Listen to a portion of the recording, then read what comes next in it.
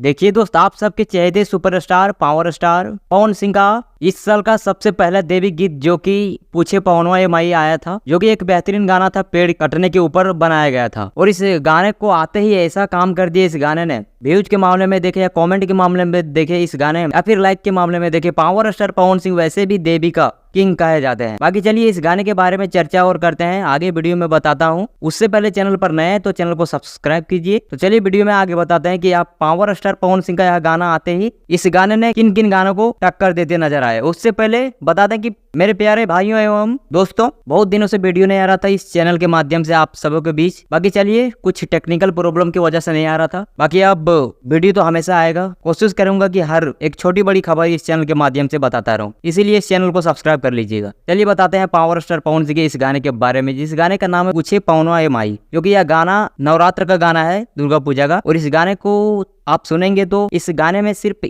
इस बात का ही जिक्र किया गया है कि इस गाने में जंगल को कटने से रोकने के लिए बताया जा रहा है। बाकी चलिए इस गाने ने जो करके दिखाया, अभी तक 2024 में जितने भी गाने भोजपुरी में रिलीज हुए हैं, अभी तक किसी गाने में 3 मिलियन 10 मिलियन व्यू नहीं गया है। और इस गाने में जाकर देखिए अब 3 मिलियन से अधिक व्यू है एक चैनल पर, तो ये होता है रिकॉर्ड भाई। इससे पहले भी खेसारी लाल यादव का भी गाना आया था, देवी माइये से हिला, जो कि ट्रेंडिंग में ट्रेंड तो कर रहे हैं, बाकी 2 मिलियन से ही अधिक व्यू गया है 10 दिन में। तो ये होता है पावर। और पावर स्टार पवन सिंह का जो 1 साल पहले भी गाना आया था अड़हुल के फूल, जो कि अभी 93-94 मिलियन पर व्यू चला गया है। तो ये होता है असली भक्ति का किंग। बाकी चलिए उस गाने के बारे में डिटेल से वीडियो बनाएंगे, अड़हुल के फूल के बारे में, क्या कुछ किया गाने में, कैसा है गाना नहीं है, अगले वीडियो में मिलते हैं। बाकी चलिए मिलते हैं किसी और नए वीडियो में, तब तक के लिए जय हिंद, वंदे मातरम।